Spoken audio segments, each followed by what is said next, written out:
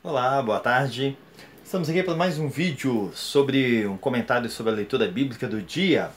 Hoje foi Êxodo 28, 29 e 30. Dessa vez eu até fiz uma anotação bonitinha, né? Falei com a esposa, se eu fizer isso aqui todo dia, eu chego no final do ano com uma Bíblia comentada. Chique, né? E você?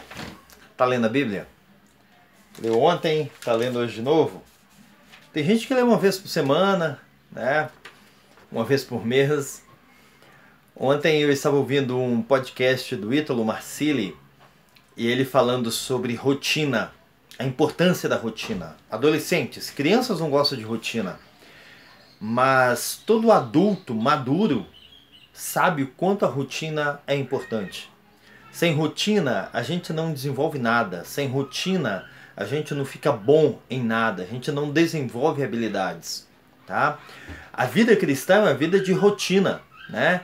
Todo mundo quer ver fogo descer do céu e tudo mais, mas poucas pessoas estão dispostas a ler a palavra todo dia, meditar nela dia e noite, tá? A orar todo dia, sem cessar, de manhã, de tarde, de noite. A gente está lendo aqui sobre os sacerdotes, tinham que acender as lâmpadas toda manhã.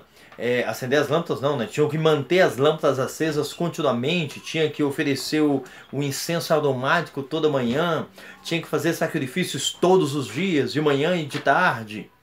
Rotina, tá? Vida cristã sem rotina, sem práticas devocionais contínuas, ininterruptas, não desenvolve habilidades espirituais. Então, fazendo nosso comentário, Êxodo 28, 29 e 30, vamos lá? Começa lá no versículo 1, em que Deus fala para Moisés, ó, me separe Arão, os filhos dele, para me servirem como sacerdotes.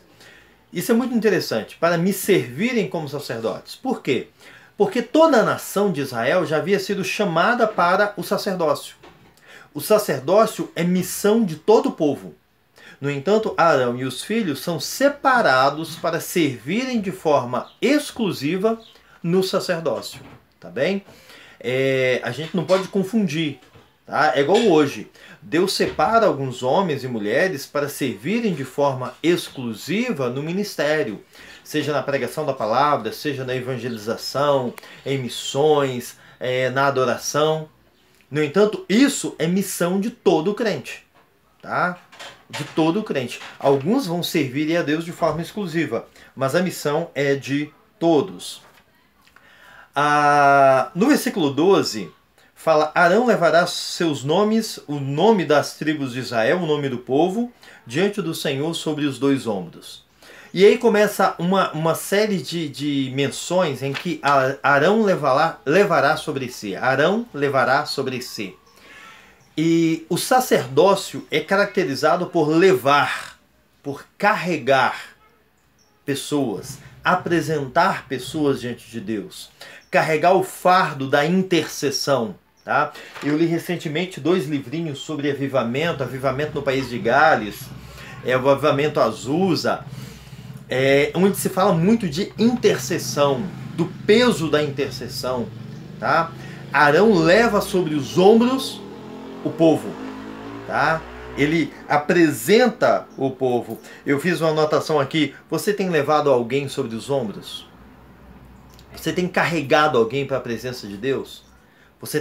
Existe algum peso de intercessão por alguém aí pesando nos seus ombros? Tá bem? Isso é muito importante. No 28 e 29 diz: Arão levará os nomes dos israelitas sobre o coração. Olha que interessante. Arão não leva o povo apenas sobre os ombros.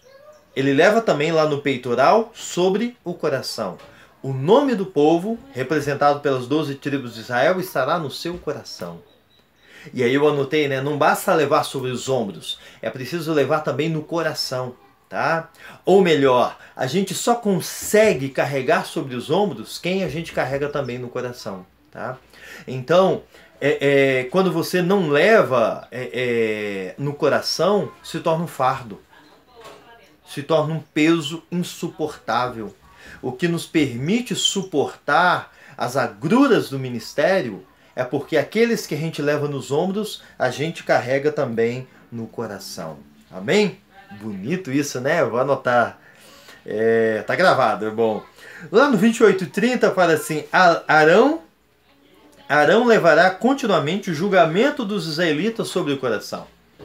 Quando fala do Umim e do Tumim, né? É mineiro, né? Nesse momento aqui Deus foi bem mineiro, né? O Umim e o Tumim, né? Que era uma maneira, um meio, não há muita clareza nas funções dessas duas pedras e tudo mais, mas está relacionado ali com o trabalho do sacerdote em anunciar a palavra de Deus, em anunciar o julgamento de Deus, em trazer o juízo de Deus sobre o povo.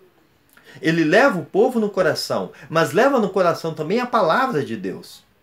Porque é dever do sacerdote também confrontar o povo que ele ama com a palavra de Deus.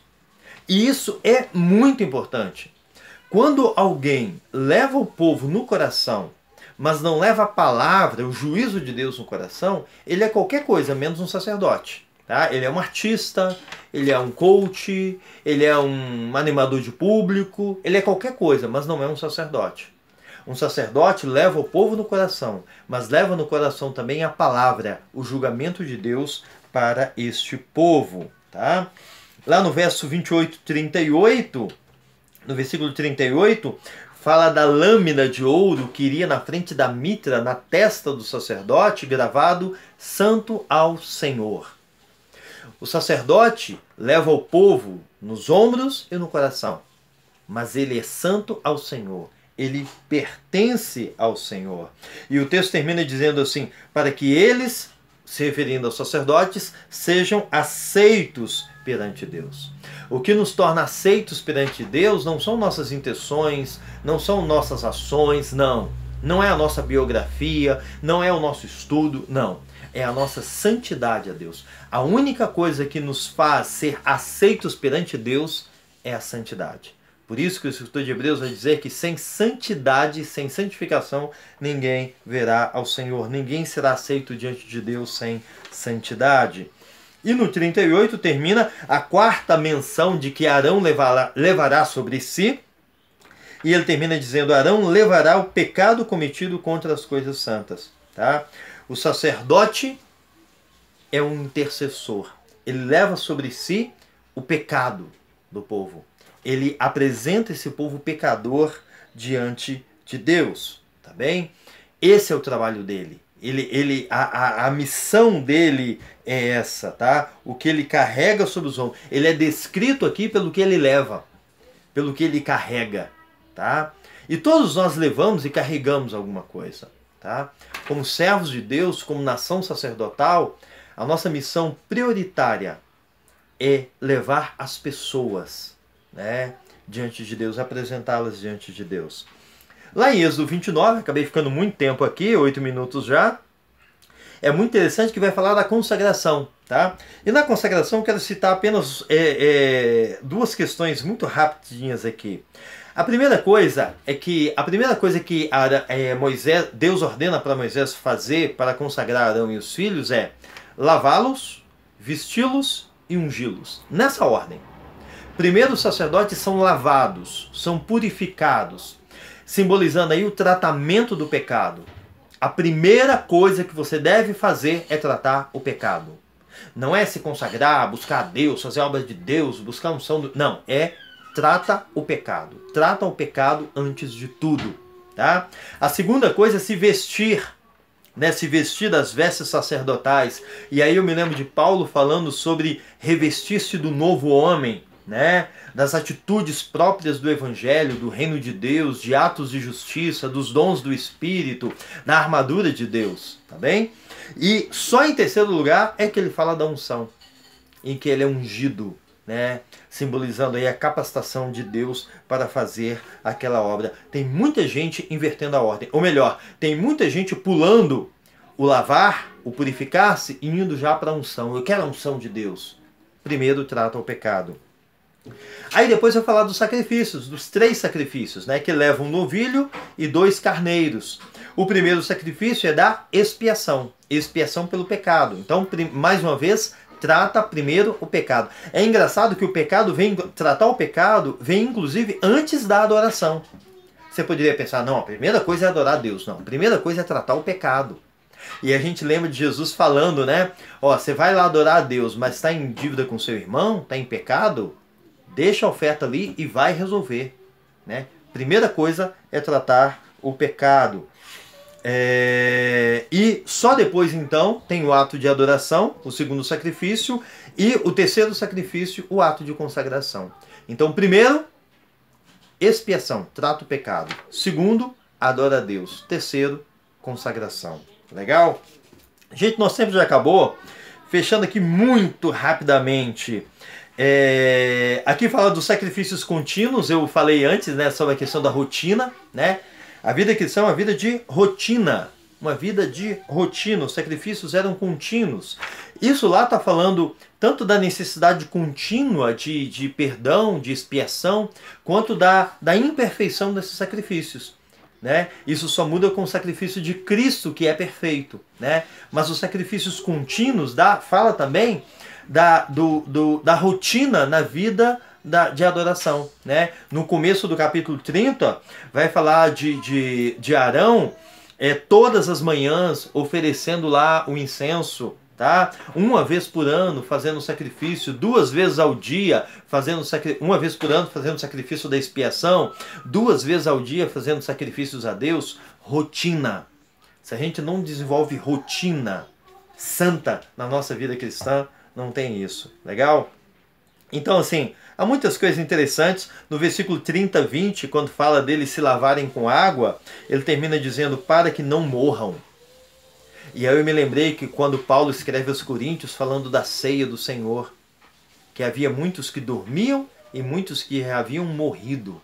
A morte continua alcançando muitas pessoas que têm buscado servir a Deus sem a purificação. Morte tanto física e espiritual também, tá? Quando a gente não leva a sério a purificação dos pecados, isso traz morte para a nossa vida, para o nosso ministério. Legal? Chegamos já a 12 minutos. Que Deus te abençoe. E amanhã tem mais. E leia a Bíblia e faça a oração. É isso aí.